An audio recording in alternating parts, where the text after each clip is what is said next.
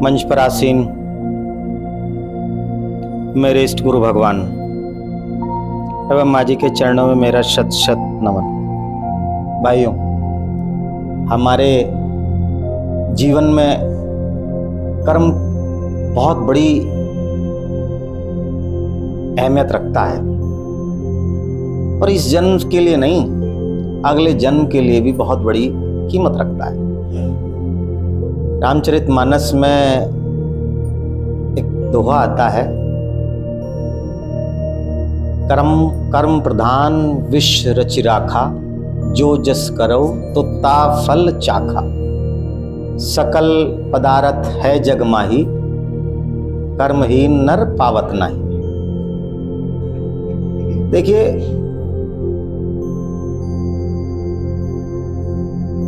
गोस्वामी तुलसीदास जी ने भी कर्म पर कितना सब कुछ बोला है और भगवान कृष्ण ने कर्म पर एक पूरा अध्याय लिख दिया और मालिक ने हमारे कर्म पर बहुत कुछ बोला है। और वास्तविकता ये है कि जिस तरह हमारे कर्म होते हैं उसी के अनुसार हमारे फल हमको मिलते हैं। उदाहरण के लिए मैं आपको देता हूं। देखिए, मैं उदाहरण इसलिए आपको ऐसे देता हूं जो आपके जीवन में घटित होते हैं, आप आसानी से समझ सकते हैं। मान लो एक शराब पीने वाला व्यक्ति है, शराब पीता है, कर्म तो बुरा करता है ना। क्या कभी उसको उस कर्म का फल अच्छा मिलता है? कोई भी एक व्यक्ति उसकी तारीफ नहीं करता, उसको खुद को अच्छा नहीं लगता। आप रात के नंबर में उस व्यसन करने वाले से मालूम करिएगा, बहुत से हमारे मित्र ऐसे हैं जो इस तरह करते हैं। सुबह उनसे मालूम करिएगा कि तुम ये काम करते हुए शोभा दे रहे थे, तो कहेगा नहीं, गलती हो गई, मैंने बहुत बड़ा गलत काम करा, ये नहीं करना चाहिए था। ये क्या है? कर्म। ये हमारा कर्म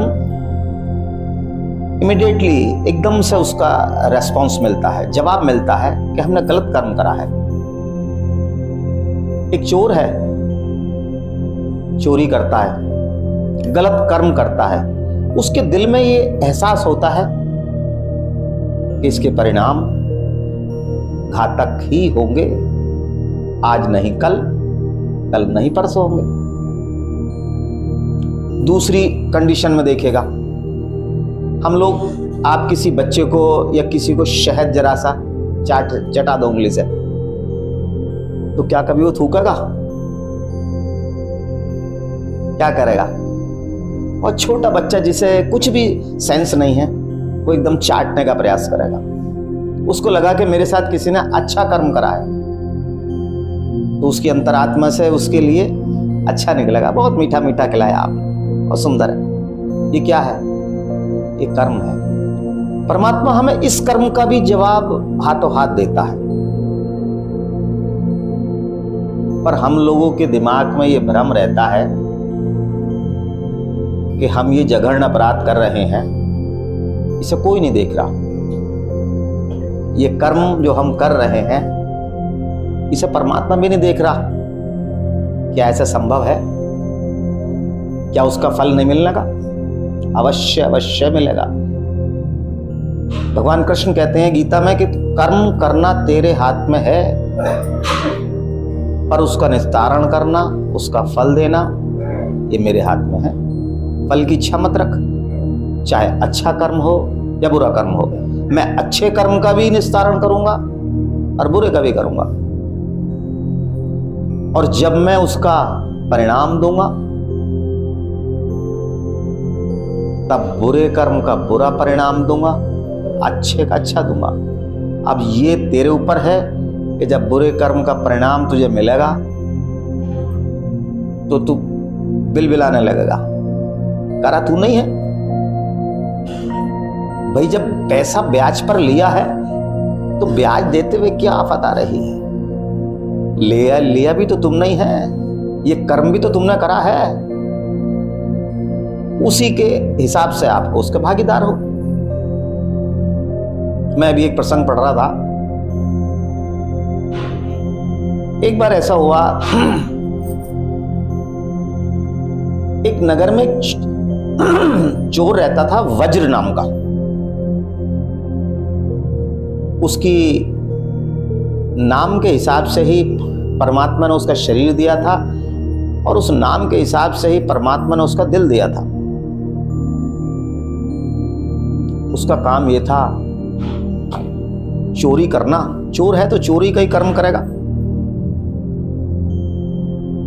उसे इतना भी दर्द नहीं होता था, मेरे ख्याल से सभी चोरों को नहीं होता, कि किसी ने कितना मेहनत से कमाया फौरन चुरा लिया। अब उसे ये लगता था कि कहाँ रखूं कहाँ रखूं कहाँ रखूं। तो उसने एक विचार बनाया कि अपने घर में रखना तो सुरक्षित नहीं है, जंगल में गड्ढा खोद के दाब दिया जाए। अब वही उसने करना शुरू कर दिया। चोरी करके लाए, जंगल में गड्ढा खोद के उसी गड्ढे में इकट्ठा करता रहा। अचानक एक दिन एक लकड़हारे ने लकड़ी लेके आ रहा था मजदूर। उसने देखा कि ये गड्ढा खोद के इसने कुछ दबाया और चला गया। उसके चोर के जाने के बाद उसने चुपके से गड्ढा उघाड़ के मिट्टी देखी हटा के, तो पता लगा ये तो बहुत सोना है, बहुत खजाना। अब वो समझ गया कि हो ना हो ये कोई चोर है। अब उसके मन में ये बात आई कि सामने धन संपदा तो है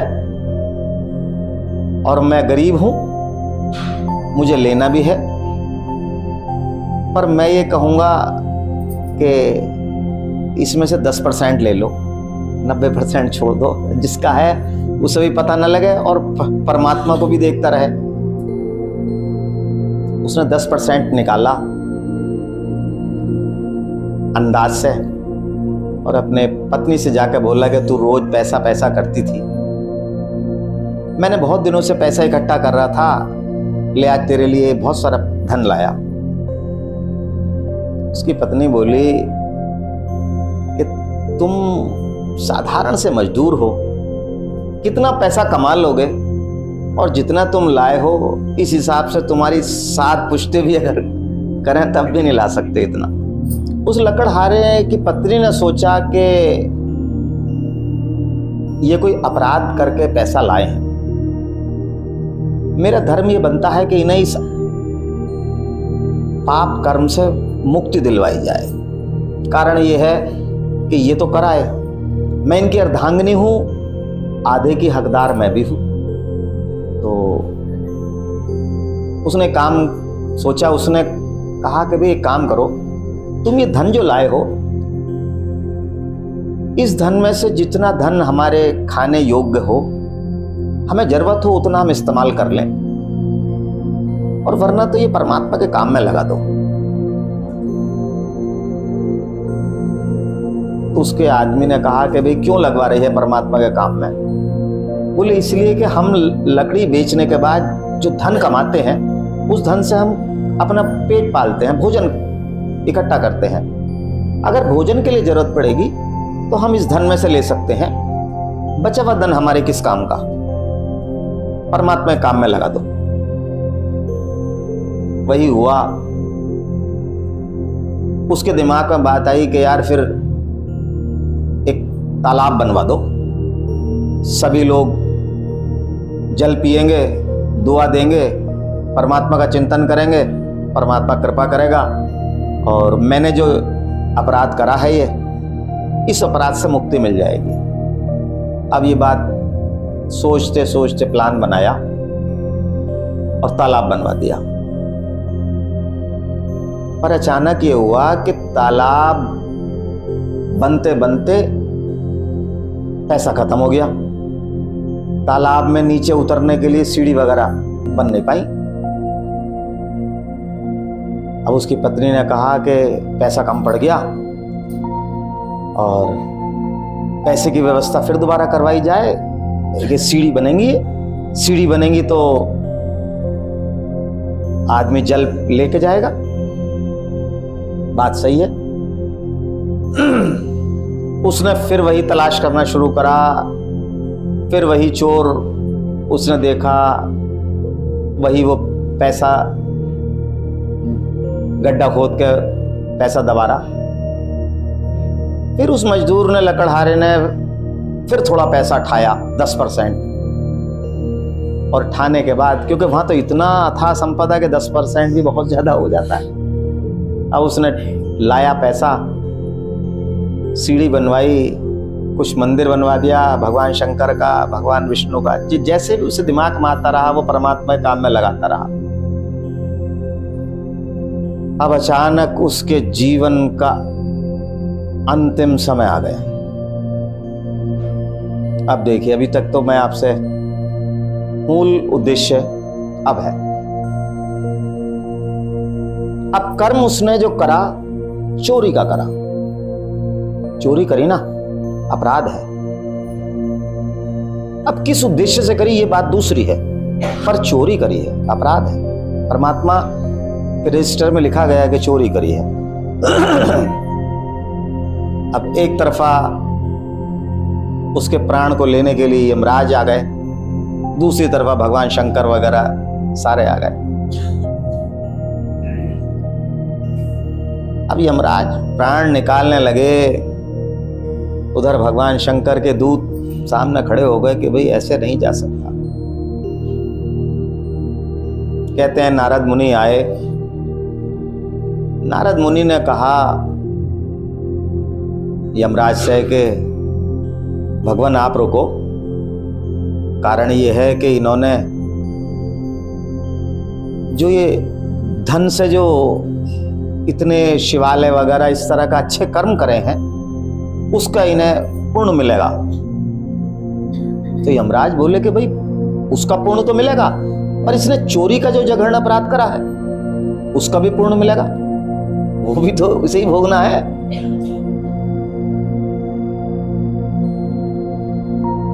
तो नारद मुनि बोले कि वो पुण्य बाद में मिलेगा, कारण ये है कि ये इसने इस अपराध के पैसे से इसने पूर्ण कर्म करा है। ये पूर्ण कर्म करने की वजह से ही इसे पहले स्वर्ग मिलेगा, पहले इसे इन कर्मों का भुगतान करना पड़ेगा, अच्छे कर्मों का, बाद में देखी जाएगी इसका कैसा आचरण रहता है, उस हिसाब से इसके नरक का हिसाब किताब बनाया जाएगा। जैसे उदाहरण है, मान लो कोई जेल में कैदी पहुंच जाए, उसका व्यवहार वर्ताव बहुत अच्छा हो तो गवर्नमेंट उसकी सजा कम करने लगती है। तो मेरे ख्याल से परमात्मा के भी यही सिस्टम होगा, है ना। पर हम लोगों के अंदर भ्रांतियां ये हैं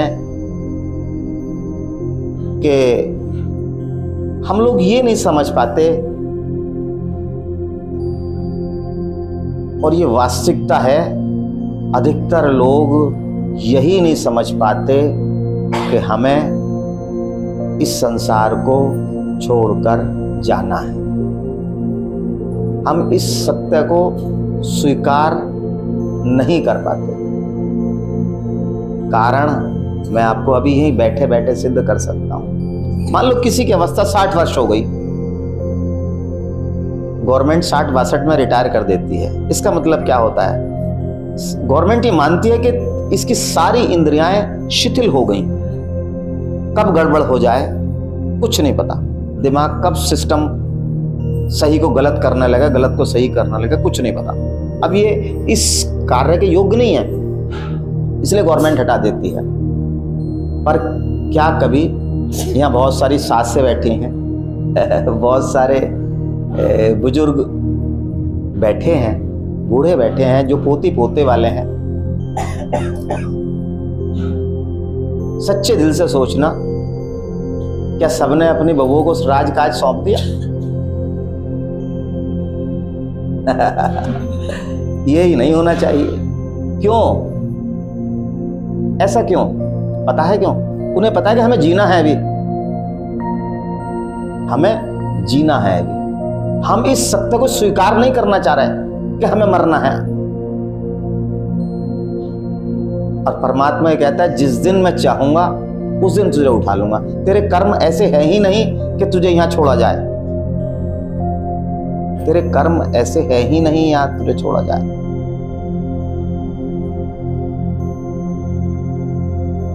मालिक कहते थे कि अगर मेरा चेहरा देखना है तो मेरे किसी भक्त को उठा के देख लो।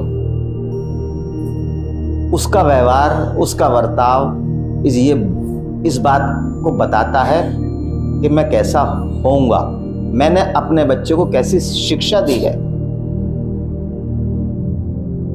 उदाहरण के लिए, ये बहुत से शिक्षक बैठे हैं यहाँ पर, अगर इनका पढ़ाया हुआ कोई बच्चा डीएम बन जाए तो पता है क्या होगा? अगर वो इन्हें मिल जाएगा तो वो एकदम इनके पैर छुएगा। क्यों? वो समाज को मैसेज देगा कि मेरे शिक्षक ये हैं, ये इतने गुणवान ज्ञानवान शिक्षक हैं, इन्होंने मुझे इतना बढ़िया शिक्षा दी है कि मैं आज यहां पहुंचा हुआ हूं। पर बहुत हम लोग विद्वान बैठे हैं, बहुत गुणवान बैठे हैं, बहुत उम्र वाले बैठे हैं। हम लोगों के व्यवहार में ये बदलाव नहीं आता। मुझे छोटा सा लेट हो रहा है, छोटा सा एक प्रसंग याद आ रहा है। ऐसा हुआ, भगवान कृष्ण से गोपियां अथाह प्यार करती थी और वो सब उनके आंतरिक मन से जुड़ी हुई थी।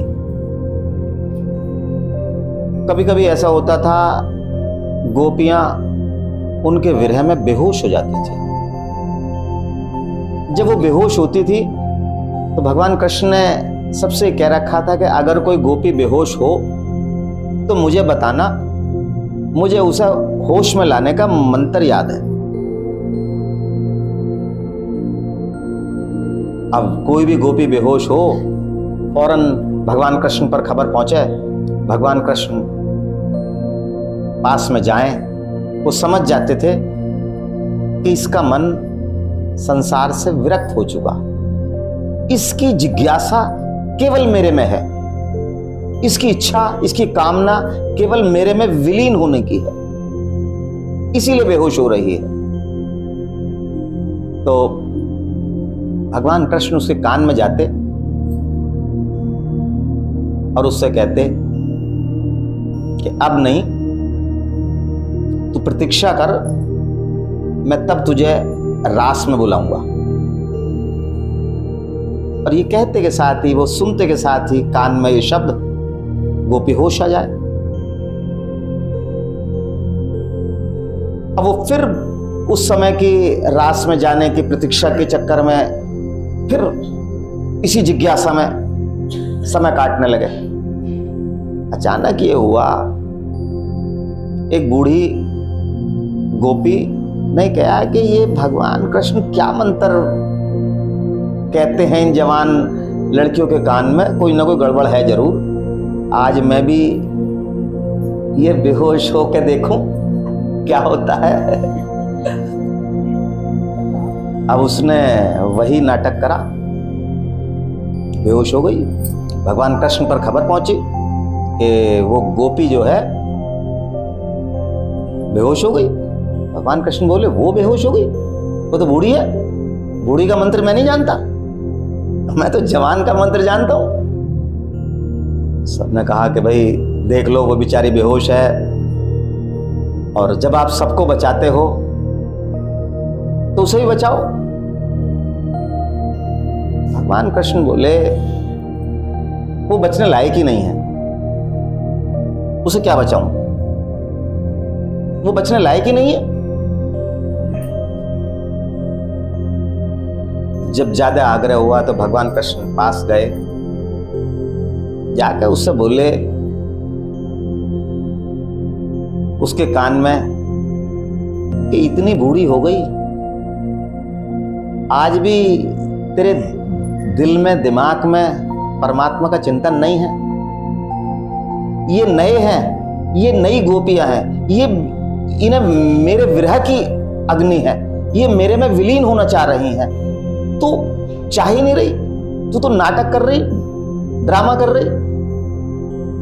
ये सुनते के साथ ही उन्होंने कहा कि लाओ, इसे भूत आ गया, इसे डंडा लाओ, भूत उतारो। तो एकदम बोले ना ना, मुझे कुछ नहीं। वही अवस्था हम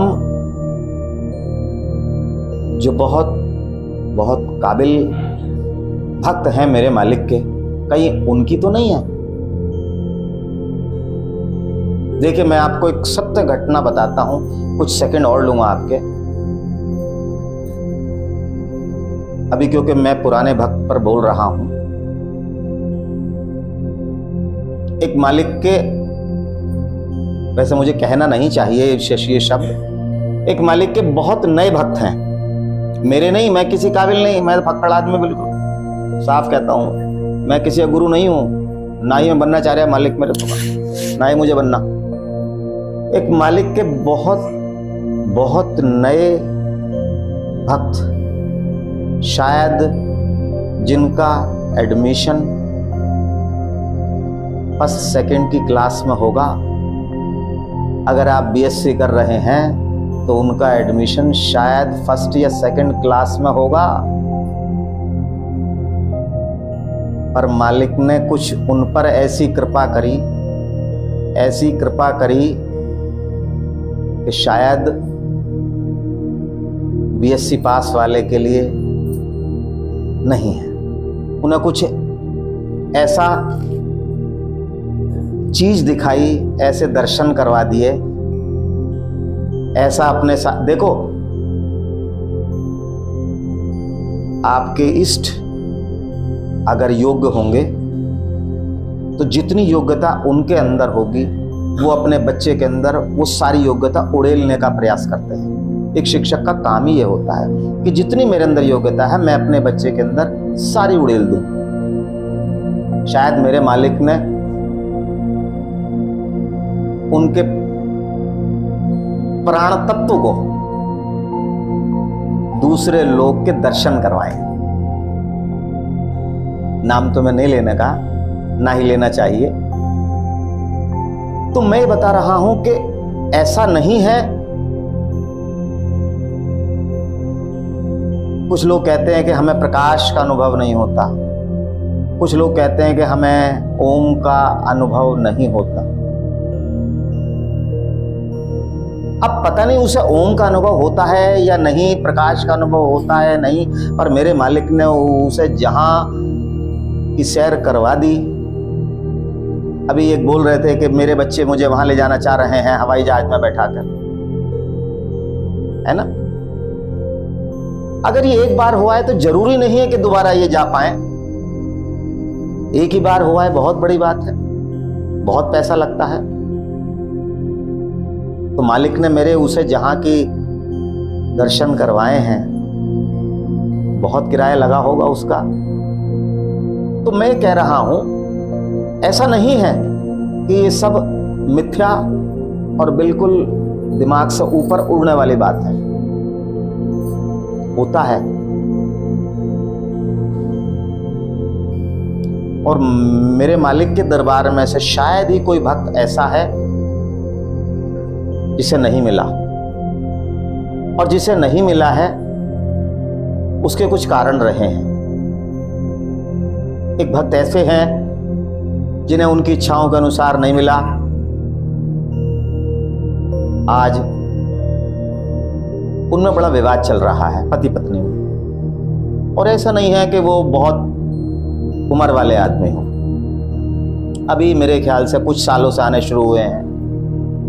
उनकी इच्छाओं अनुसार काम नहीं हुआ।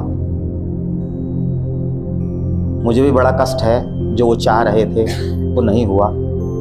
मेरी भी इच्छा ये थी कि परमात्मा उन्हें वो सब सुख दे जो वो चाह रहे थे, पर कुछ कारणवश रहा ऐसा। अब बढ़िया नहीं चल रहा उनके संबंध में, उनके संदर्भ में बढ़िया नहीं चल रहा। थोड़ा सा मैं उनसे ये कहूँगा, परमात्मा उन पर कृपा बनाए रखे, विचलित ना हो, विचलित बिल्कुल ना हो। मुझे पता है परिस्थिति आपके साथ विषम चल रही हैं, क्योंकि वो बहुत नए भक्त हैं, बहुत मेरे मालिक के नए बच्चे हैं। मालिक से मेरी ये प्रार्थना है कि मालिक उनका विशेष ध्यान रखें। समय ज़्यादा है और ज़्यादा हो गया। मैं यही कहूँगा कि देखिए, कुछ नए हैं, कुछ पुराने हैं। जो नए हों, जिनके इष्ट हों, वो अपने इष्ट का चिंतन करें और निगुरा नहीं होना चाहिए। निगुरा मतलब जिसका कोई गुरु ना हो।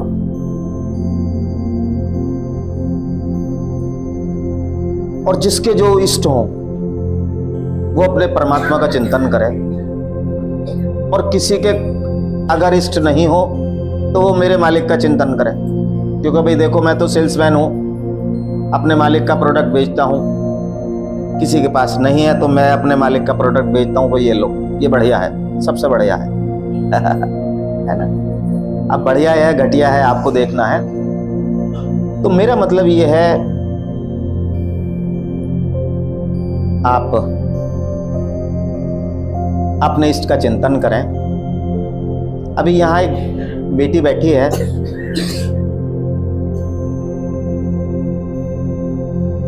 उसके अभी उसके बेटी है। जब वो गर्भ से थी तब मेरे पास आई थी, गर्भ होने ठहरने से पहले भी मेरे पास आई थी। मेरे मालिक की कृपा से सब कुछ बढ़िया रहा। जब वो प्रेग्नेंट थी तब मेरे पास आई, रोने लगी, गुरुजी मुझे कुछ ऐसा बताया है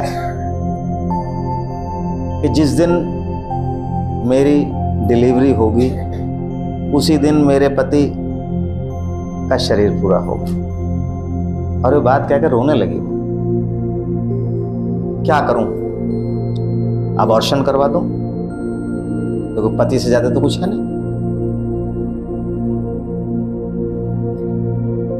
मैंने मालिक से प्रार्थना करी कि मालिक आपका दिया हुआ है और ये मेरे सिर पर कलंक कैसे लगवा रहा है। मैंने कहा बेटी मैं जिम्मेदार हूं इसका, कुछ नहीं होने देना। आज वो आई है, मैं कहता हूं मालिक जितनी कृपा सब पर है, सब पर ऐसी कृपा बनाए रखो। देखिए एक बात मैं आपसे स्पष्ट बताऊं, जितना आप अपनी परेशानी से परेशान होते होंगे उससे कई गुना ज्यादा आपका मालिक आपकी परेशानी से परेशान होता है। आप ये ना समझो कि आपका इष्ट चैन सुख से बैठा होगा। जिस तरह अगर आपके 4 बच्चे हैं, 4 में से अगर कोई बच्चा कम सुखी है तो माँ बाप की निगाह उस पर जाती जरूर है। वो यही कहते हैं कि मालिक उस पर और कृपा बनाए रखो। 3 तो सुखी हैं, इसे और कर दो, परमात्मा इसे और कर दो।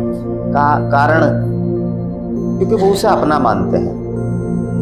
और आप जिसकी छत्र छाया में बैठे हो, जिसकी छत्र छाया में जीवन यापन कर रहे हो, वो बहुत विशाल है।